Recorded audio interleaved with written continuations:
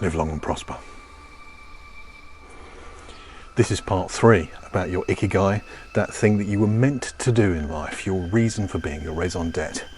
And in part 1 we explained what an ikigai was, finding that overlap between something you're good at, something you're passionate about, something the world needs, and something you can get paid for.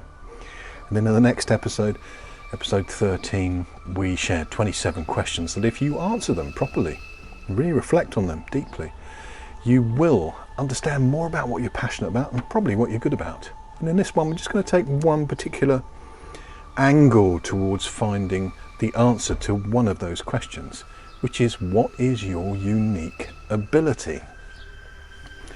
In my book, The Accelerated Trainer, this came out when Howard Gardner of Harvard University had begun to spread his really powerful message about multiple intelligence, and he really freed up a lot of people. You know, when I went to school, you were either intelligent or thick, that was it. You were intelligent or stupid. What a terrible model. And he said, don't ask somebody if they are intelligent, ask somebody, in which ways are you intelligent? So his original model of multiple intelligence had 7 facets to it, and they were musical intelligence, interpersonal intelligence, and emotional intelligence that goes between people, intrapersonal intelligence, that emotional intelligence that goes inside and reflects and creates new mental models, linguistic intelligence, visual spatial intelligence, physical intelligence, and mathematical logical intelligence.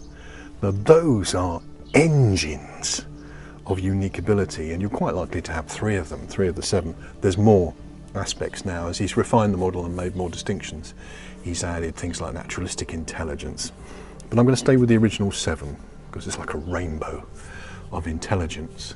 And our goal today is to find out, in which ways are you intelligent? In which ways do you shine? The breakthrough moment for me was 56 seconds of British movie history. Now, quite an old movie now called The Full Monty. It's a story of struggle against great odds. They're steel workers who have lost their job. The plant is closing down. What will they do to make ends meet? And so a group of them decide to become male dancers for money. And when I say male dancers, wink, the film's called The Full Monty. The big question is, will they go the full Monty and at the end of the show take off everything? No spoilers there. In seeking to learn new skills and express their unique ability, they get together with one of the guys that was a foreman, and he'd done some ballroom dancing, so he thought he had the moves and the ability to convey those moves. Well, we cut to this 56-second scene where he clearly doesn't have the ability to convey the moves. He may have the ability, the unique ability to do the ballroom dancing, but to get this message across to these folks, it's not going well.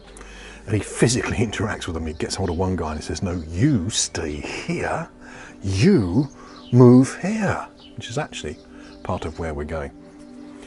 Losing his patience, he blasphemes and swears at them, always an interesting management technique. I won't blaspheme and I won't use the rude word, but you'll have to see the clip. So he blasphemes and says, all I want you to do is come forward in a straight beep line and put your hand up. What have I got to do? Very bad moment in terms of the team cohesion. One of them, out of the firing line, goes intrapersonally intelligent, reflective intelligence.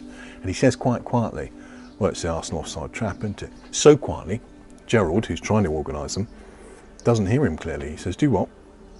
And then this guy starts pointing. He points to one of the other dancers and says, Lumpereer is Tony Adams, a football star from Arsenal.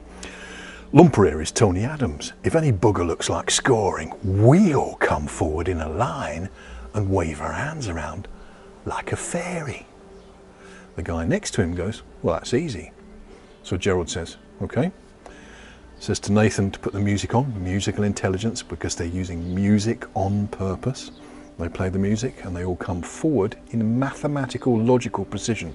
1, 2, 3, ref. Gerald says, perfect. perfect. And the guy that said it was easy said, well, you should have said. Now, frankly, folks, saying 1, 2, 3, ref, come forward in a straight line and put your hand up, it's not hard work. But the joy of this clip is the joy of unique ability, where somebody you're trying to convey something to makes it their own. They take ownership of it. And what happens in that clip is that you see intrapersonal intelligence, as the guy goes in to think about the new mental model that would explain it. Linguistic intelligence. It's the Arsenal offside trap. He puts it in his own words. Visual spatial intelligence as they relate to each other. Physical intelligence as they're visually, spatially and physically moving together. The mathematical logical intelligence, 1, 2, 3. Ref, the musical intelligence with the music in the background. This social intelligence between them. In fact, all 7 aspects of multiple intelligence. Let me just make sure I haven't missed one there.